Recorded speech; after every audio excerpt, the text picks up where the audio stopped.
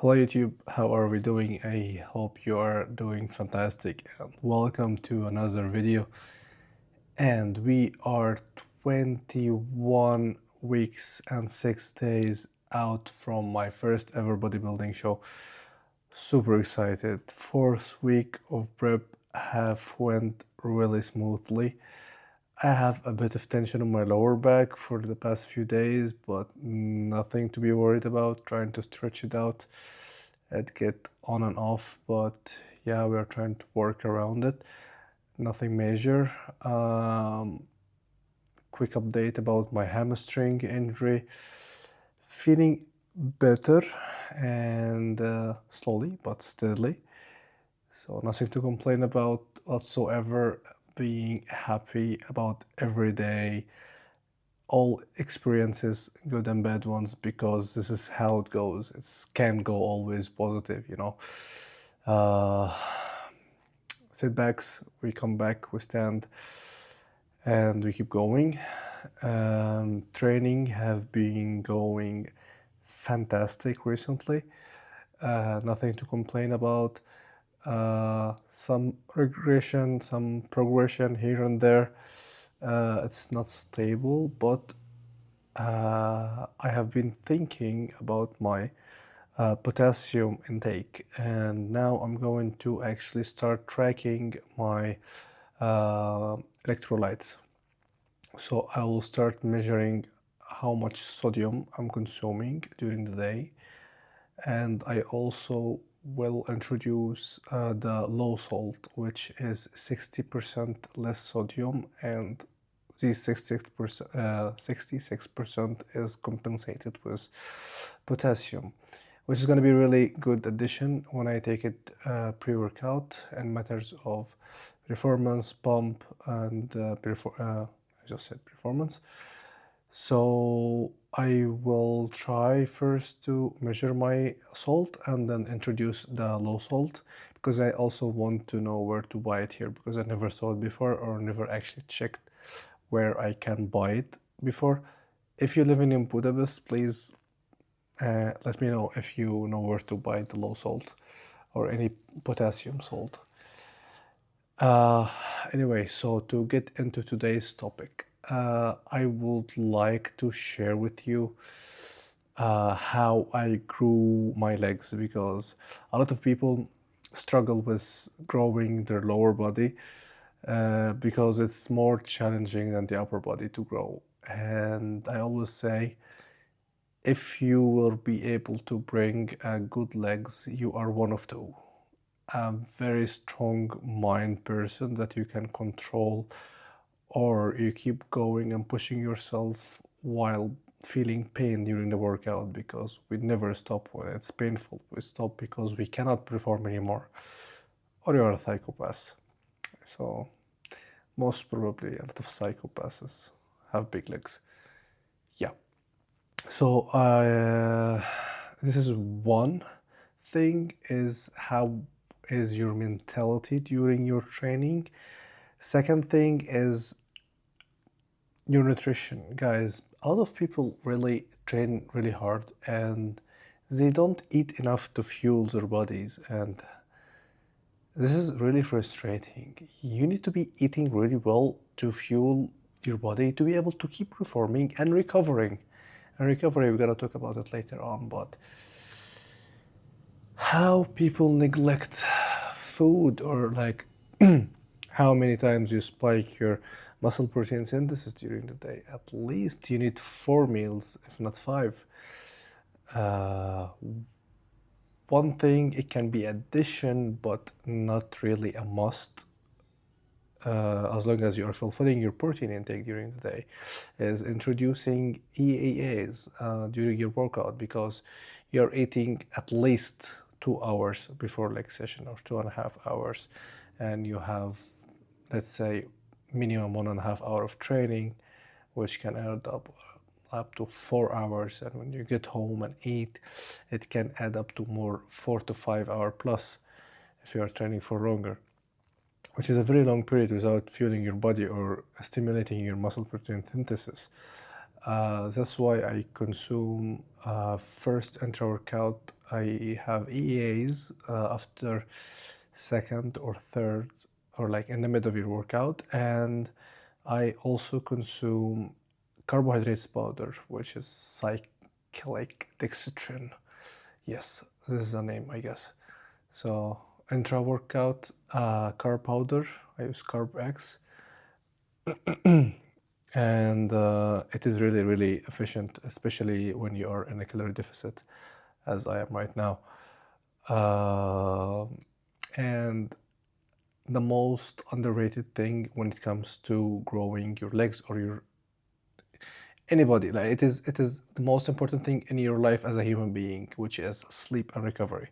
A lot of people neglect their sleep and recovery, which is so stupid, guys. Please pay attention to your sleep. I mean, first and foremost, you need to be just going to the bed at the same time every day. It's okay 5 or 6 days a week because you can go out and so on. But please pay attention to your sleep. Make sure to go to bed at roughly 1 hour later, not like 2, 3, 4 hours. And yeah, having good quality sleep so you can have rewind 1 or 2 hours before you go to bed. And if you can have blue light blockers, would be a good addition.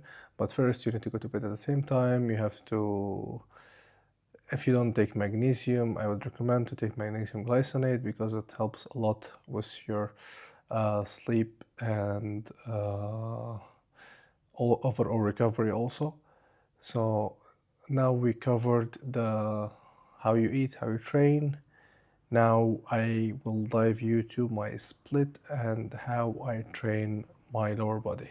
All right, so let's start with breaking down my training. So I train legs usually not only, but 2 times a week. So first day of the week is more of, I train both of my front and back of my legs in both days, but with more of bias in the first day toward the quads or the front pushing side of the legs. Reason why, which was that I wanted to bring my quads as much as possible because it was the more visible lagging body part. And when I went to my first diet, which is a pre-prep diet, we discovered that also the hamstrings want more focus, so we increased more focus. But for the first day of the week, we increased one set for hamstrings, but it's still quad focus day, and we do 6 sets for quads. But when we start the leg day, I always, especially only the first, also leg days actually, I start with abs, because also abs I want to bring up. My abs, I didn't train abs for ages, and it was a mistake. For some reason, I didn't want to be too bulky, but yeah, you know, you cannot get too bulky by accident, especially if you're natural. So I start with 3 sets of ab crunches for the abs. And I go second for like, or the first movement for the lower body is the calves. And the reason for this, my calves genetically are shit. And yeah, calves are more of genetics, but you also have a part to grow them up, because you still can grow your calves. You cannot just say it's genetics and just ignore them. You need to work them as hard as you can. And my calves, it changes a lot since I started till now. Completely. Another human being calves. You would never say this a weak point anymore. Yeah, still not as big as some people who never step in a gym and have fantastic, gigantic fucking calves because of their genetics, but it is start to be decent, I would say. So I do 2 sets on leg press for calves, So two of straight knee calf raises and two, as you can see here, this is for the straight leg. I try to take my time in the stretch position just for a second or two and to control the change of direction, and I feel my calves really very much in the stretch position more than the contraction, but of course I still feel them in the contraction, but there was a lot of talk that they grow more in the stretch, so I train all my muscles for range of motion. I don't neglect any part of the range of motion. So I attack them in the stretch and in the contraction. After I finish, oh shit, my quads actually start to look big even when I'm doing the calves. Interesting. Yeah, actually my legs looks bigger when I get leaner, so I'm very excited to see how they will look like when I am sub 77 kg, because now it started to get more details when I'm 79 plus. This was not the case when I had the pre-peptide. This means that we grow some quads. And second movement for the calves is while doing like seated calf raises, like bent knee calf raises. I do 3 plates here. Actually, last session I did 17 repetition with these, so maybe I will add 5 kg next time. Also taking my time in both directions, stretch and contraction. So yeah, for range of motion, intensity as hard as any other muscle. There is no muscle you need to train less hard than the other. Unless you are doing something for your spine, you need to be very careful and not pushing too much to failure, like Jefferson curl or so. And first, after we finish the calves, we go for leg curls for hamstrings. So in the leg 1 or lower 1, we do 3 sets of laying hamstring curl. I don't do the seated hamstring curls because simply my gym don't have it, so what can I say? Anyway, I do 3 sets here. What you should pay attention when you're doing laying hamstring curl is not bouncing with your pelvis or moving your pelvis too much. Try to keep it in one position and fix it, and lead with your so I don't know what is the name of this part of the leg, so the calf area. So you are contracting. When you are contracting, you are change of the direction, you are going very slow or very controlled when you're going down, because if you let the weight lead the movement, you're wasting a big part of the exercise, and we want to keep control all over the movement. You go slowly down and you contract a bit faster, but still controlled. This is how you feel, connect, and you grow your hamstring. And this is a lesson, and this is a mistake I did before and the lesson I learned from. So control the movement and connect with the muscle. It's not just moving the waist from A to B, or A to Z or wherever. You need to be controlling the weight, because we are bodybuilding, we are not weightlifting. We are not just looking for strength, we are looking for muscle stimulus. Okay, guys?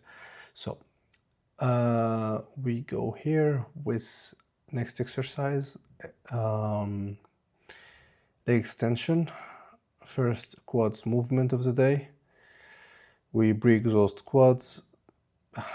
Even though, man, we're getting very strong here. I do full stack plus 5 kg. So yeah, I do 11 repetitions. So my take here is, when you go full contraction, you take a pause for a second or so. This pause helps in many things. First, you control the change of the direction. Second, you put your quads into more tension, time under tension, um, when the resistance are high on the top, because when you're down, you don't feel that much tension, and the resistance profile in this exercise is very high when you contract the muscle when you're in the top position. So when you get in this position, hold it for a second, feel the burn. Believe me, it made a difference for me. First heavy fucking compound movement, guys. Let's go for squats, where you have to fight your demons. I started to love squats. I'm going through the hardness, the mental hardness and struggle was going through this movement, because you are you versus you when you are going to do squats, and you win or the soft motherfucker inside of you win. So you need to choose who is going to win, you or the soft MF. I do a few seconds here, so self-talk, preparing myself mentally before I go into the set, because you need mental clarity, so you can push through the pain. Keep controlling the movement from A to Z, control the way going down, take a slight pause. I don't like to take long pauses in the straight position because I don't want to create too much fatigue. And when I go up, I don't take too much time. I just try to go as fast as possible again through the second set, or the next repetition, because I don't want to rest too much. So I will create more fatigue to myself doing more repetitions. So we keep consistent, continuous repetitions with minimal pauses. Sometimes I can take pauses to catch my breath, but most of the time I just keep going all the way. And third and last exercise for quads, leg press. I believe I filmed the second set because that day I was sick, and for some reason I had too much blood pressure that my nose bleeded. It was a very hard session, I remember now. Yeah, so I struggled with my form a bit with my leg press because of the nose bleeding from squats. So this was a bit of a struggle, or let's say not my best performance in this leg press when it comes to range of motion, because I didn't have like that mind clarity or confidence, because I was not feeling that balanced because of this nose bleeding. Okay, so what you are aiming to when you are doing compound movements such as leg press and squats is to get as much knee flexion as possible, with driving your knee over the toes, because here when you engage your quads the most, when you are not having enough knee flexion and you are pushing your hips to the back, you are moving your or the prime mover here, or the tension moves from your quads to the glutes, and that's why a lot of people unintentionally cruise their glutes more than their quads, because they don't know how to move their bodies. So yeah, to be honest, I'm not one of them. I just have big glutes because of my genetics, family genetics. So don't get me wrong here. And after that, we finished with two last exercises, which for me, when I finish the leg press, my day is finished. The last two exercises are easy to do, which I don't take too much to do, which are hip thrust and legs adduction. So adduction also very important. The adductors are very important to have big legs overall. So for the hip thrust, what you need to be thinking of if you are doing it in the booty builder like this machine is when you are in the contraction position, your knees should be more of 90 degrees. If you are like the angle is too far, like this is here your knee, and this is your upper body, and this is your calves and feet. So the more you open the angle, the more hamstrings you engage, and the more you close the angle, the more quads you engage. So the perfect way to get the more bias to the glutes, which is having it like 90-degree angle. So not too much of hamstrings nor quads, but more of glutes. And for having even more glutes, more than quads, you don't need to go all the way down with your glutes. And the eccentric movement or the negative movement, you go just low enough to release the tension from the glutes and change the direction, going up to a contraction again for the next repetition. Last exercise, which is adductors or an adduction machine. I like to take a 1 to 2 second in the contraction. I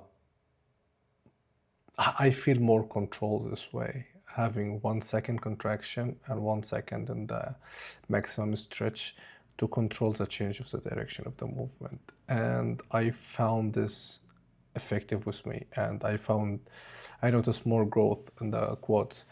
In the exercises, let's express it this way. In the exercises which you have high tension on the muscle in the contraction position, I would prefer to have a 1 second or so pause on the contraction position. These exercises can, like for example, can be here on the adduction. Also for triceps and the triceps extension. What else? The hip thrust. For example, if we are talking about the pulling movement, when you are pulling like for lats, let's say seated lat row, when you pull in the contraction position, I hold for a second. When it's most challenging and you take a pause, I find this pause very, very, very effective when it comes to muscle hardness and growth. So when you are shredded or when you diet down, this muscle will take less effort to show or less time and diet to show than muscles you just train them without any pauses or just move the muscle during the movement. There is not much data, or like there is no researches or people talking about this much on the internet, but it's something I discovered with myself and I saw fantastic results with. So guys, not to talk too much, it's already like 16 minutes talking here. This is my lower one, and the main takes I would give you to grow your legs is your mindset approaching your leg training, your sleep and recovery, and your nutrition. Yeah, that's it, and see you in the next one.